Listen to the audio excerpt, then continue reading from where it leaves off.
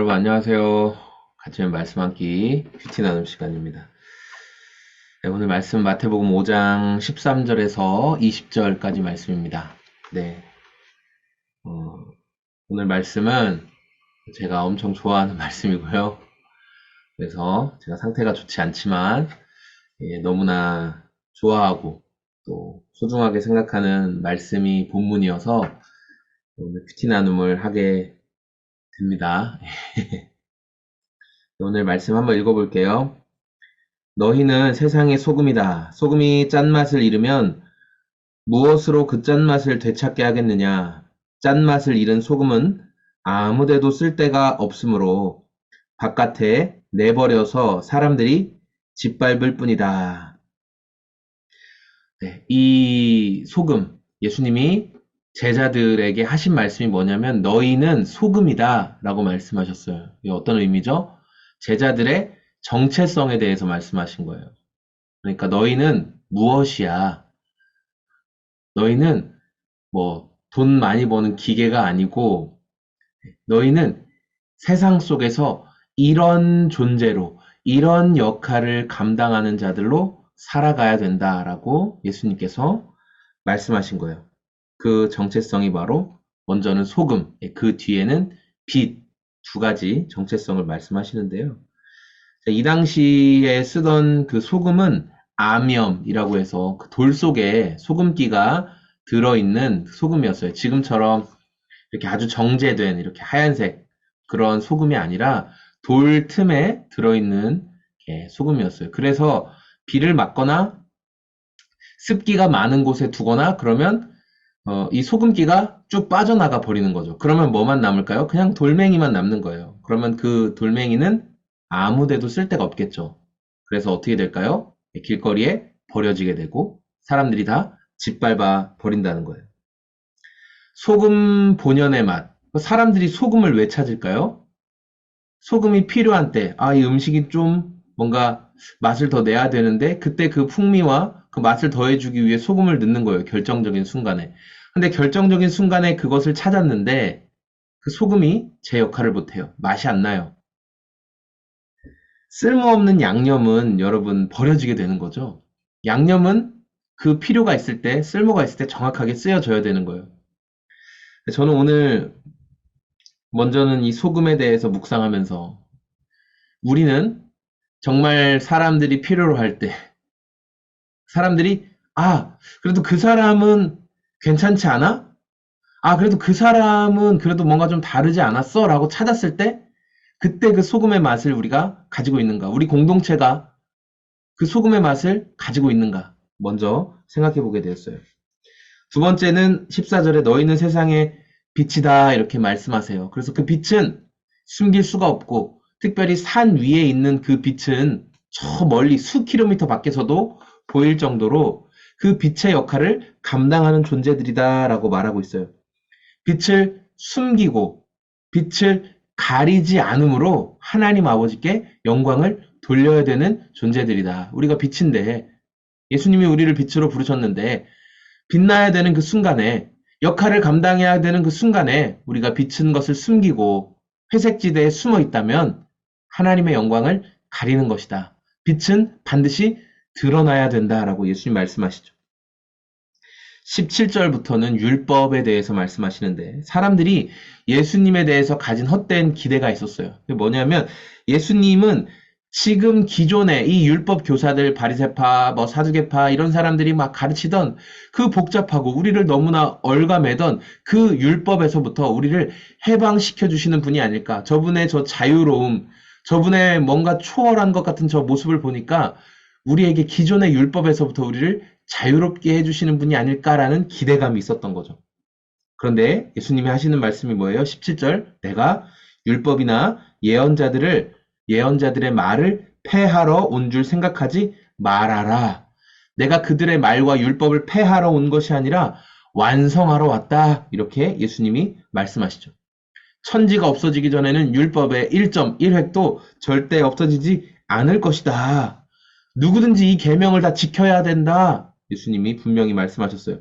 그러면서 의에 대해서 말씀하시죠. 너희의 의가 율법학자나 바리새파들보다 더 낫지 않으면, 더 뛰어나지 않으면 너희는 하나님 나라에 들어갈 수 없다. 이렇게 말씀하셨어요. 그 의의가 무엇일까? 그 당시 이렇게 율법에 대해서 우리가 세 가지를 볼 수 있을 것 같아요. 먼저는 의식법, 시민법, 도덕법 이렇게 세 가지를 보통 우리가 구분을 하는데 의식법이라는 것은 예배와 관련된 거죠. 예배를 어떻게 드리냐, 뭐 짐승을 어떻게 잡냐, 어떻게 정결해지냐, 이제 이런 것들이 의식법인 거예요. 근데 그 의식법이 나타내는, 그러니까 재물을 어떻게 드리고 어떻게 하나님과 화목해지고 그 결론은 뭐예요? 예수 그리스도를 예표하는 거죠. 짐승의 제사가 아니라 예수님을 통해서 완성되는 하나님과 인간 사이의 화목체. 그래서 이 의식법은 우리가 예수님으로 인해 예수님이 완성하셨기 때문에 더 이상 우리가 의식법, 뭐 어떻게 뭐 짐승을 잡아서 드리고 이런 거는 더 이상 우리에게 신경 쓰이지 않죠. 예수님이 완성하셨으니까. 근데 시민법이 있어요. 시민법. 이스라엘 사람들은 어떻게 살아야 되냐. 근데 이것도 현대에 그대로 100% 적용하기는 어렵죠. 왜냐하면 우리는 이스라엘의 무슨 광야 문화권이나 그런 건 아니니까. 다만 그 의식법, 아니 그 시민법 가운데 있는 정신이 있죠. 시민법의 원리. 하나님의 백성은 어떻게 살아가야 된다라는 그 원리. 그것들은 우리가 생각하고 그 원리는 지켜야 되는 거죠. 과거처럼 유대인처럼 우리가 완벽하게 유대인의 시민법을 지킬 필요는 없지만 그 법을 주신 하나님 백성으로서의 시민법의 원리는 우리가 계속 지켜 나가야 되겠죠. 또 하나 도덕법이 있어요. 뭐 십계명 같은 거. 그러니까 하나님의 말씀의 원리죠. 이 도덕법의 원리는 결국 뭐냐면 하나님은 어떻게 사랑할 거냐, 이웃들을 어떻게 사랑할 거냐라는 것을 담은 내용이죠. 어떻게 하나님을 경외하고 사랑하냐, 어떻게 너의 이웃들을 존중하고 사랑할 거냐. 그러니까 이 도덕법은 우리가 하나님의 뜻을 드러내기 위한 거니까 지금도 지켜야 될까요? 안 지켜도 될까요? 지금 지켜야 되죠. 이건 지켜야 돼요. 그런데 여기서 예수님이 말씀하신 이 의는 의식법, 시민법, 도덕법을 잘 지켜서 바리새파와 사두개인들은 이 도덕법, 시민법, 의식법 이걸 잘 지키면 내가 하나님 앞에 의롭다라고 생각을 했어요. 그래서 이들은 목숨 걸고 이걸 지켰죠. 겉으로 열심히 잘 지켰습니다. 일주일에 몇 번씩 금식하고 또 11조하고 박하와 뭐 여러 향채소들 그런 향채소들에도 다 11조를 떼가지고 하나님께 드릴 만큼 대단히 율법을 잘 지킨다고 했어요. 근데 예수님은 그게 진짜 의가 아니라고 했어요. 너희들이 외형적으로 그렇게 지키는 의, 그런데 그 마음은 어때요? 바리새파와 사두개인들의 마음은 어때요? 자기 마음대로 했죠. 내가 겉으론 지켰잖아요. 그러니까 내 마음은 당신이 상관하지 마시오라는 게 태도였어요. 근데 예수님 말씀하신 의는 뭐예요?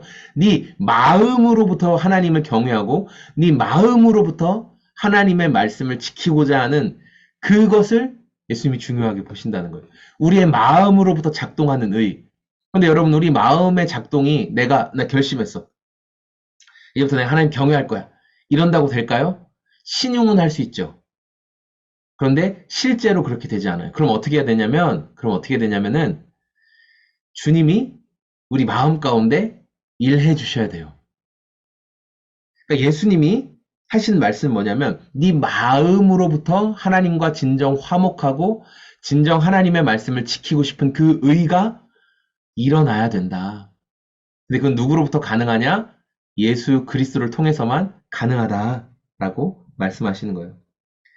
그래서 율법학자들과 바리새파들, 사두개파들 이런 사람들의 의보다 더 뛰어나기 위해서는 앞서 말한 의식법, 시민법, 도덕법을 열심히 지키는 것보다 더 중요한 게 뭐냐?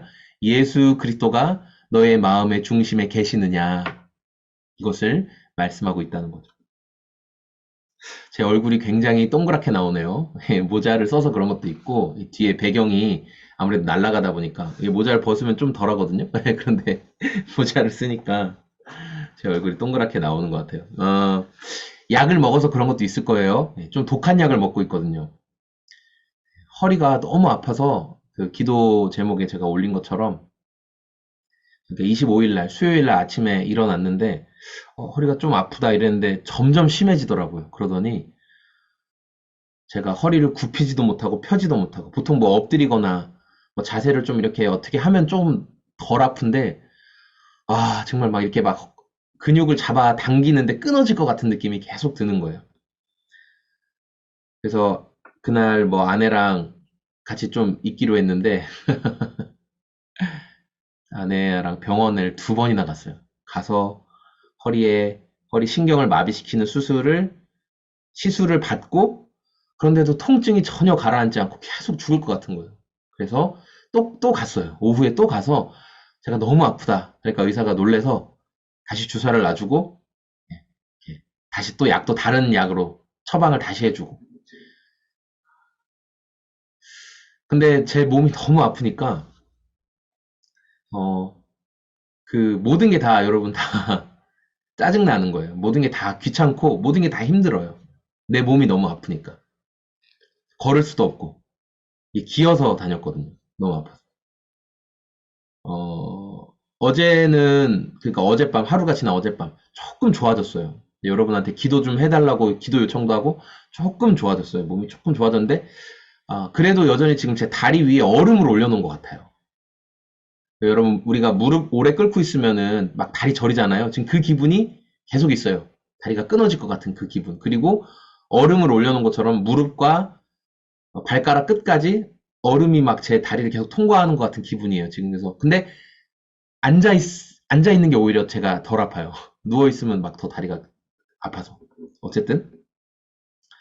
근데 어제는 아이들 그래도 좀 아내가 혼자 다 이제 하니까 좀 미안해서 좀 아이들 양치라도 내가 시켜야 되겠다. 왜냐면 이제 앉아서 할 수 있는 거니까. 그래서 양치라도 시켜야 되겠다 하고 얘들아 양치하러 와라 여러 번 불렀는데 아무도 반응하지 않는 거예요. 그러니까 갑자기 너무 화가 나더라고요. 어떤 마음이 들었냐? 내가 몸이 지금 약하고 내가 제대로 걷지도 못하고 이렇게 하니까 아이들이 나를 무시하나? 전혀 그런 게 아닐 텐데. 너무 갑자기 화가 확 올라오더라고요. 제 자신에 대한 미움이겠죠?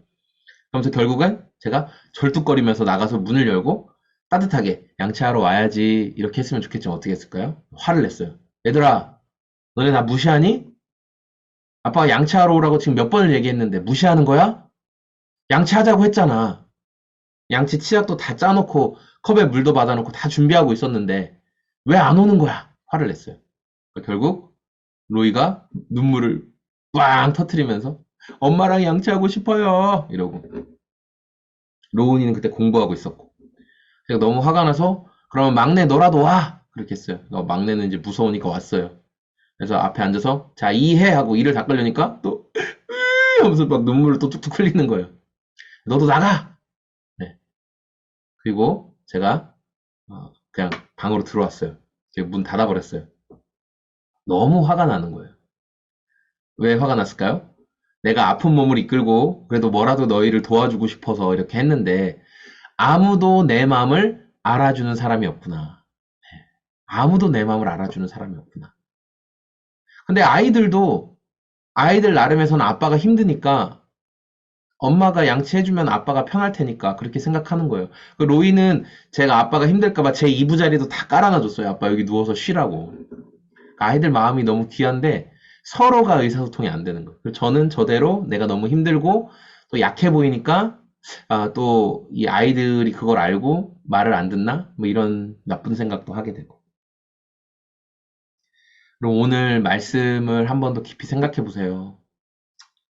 나는 예수님이 부여하신 그 정체성의 그 맛을 잃지 않고 있는가?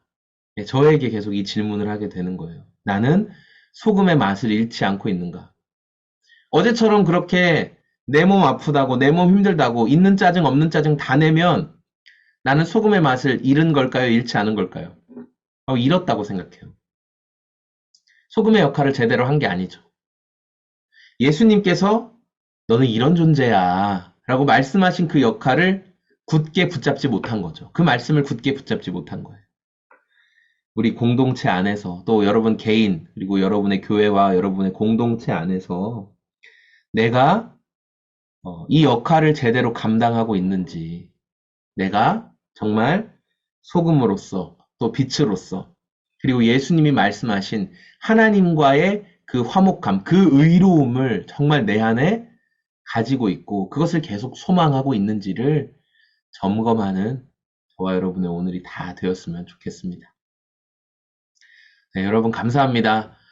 네, 기도해 주셔서 감사하고 걱정해 주셔서 감사하고 아직 상태가 안 좋아요. 그래서 죄송한 부탁이지만 생각나실 때 계속 기도해 주시면 그래서 29일 날 이번 주일에는 걱정이 많은데 건강하게 마치 아무 일 없었던 것처럼 마치 그날 아픔이 처음 시작되는 날도 아무 사전 징후 없이 아팠던 것처럼 주일 날에는 마치 아무 일도 없었던 것처럼 씻은 듯이 나와서 다시 하나님 찬양하고 마음껏 하나님 기뻐하는 그런 시간이 됐으면 좋겠습니다. 기도해 주시고 예, 좀 기도를 부탁드리겠습니다. 네, 여러분 감사합니다. 오늘도 주님과 동행하는 하루 되시길 소망합니다. 고맙습니다. 안녕히 계세요.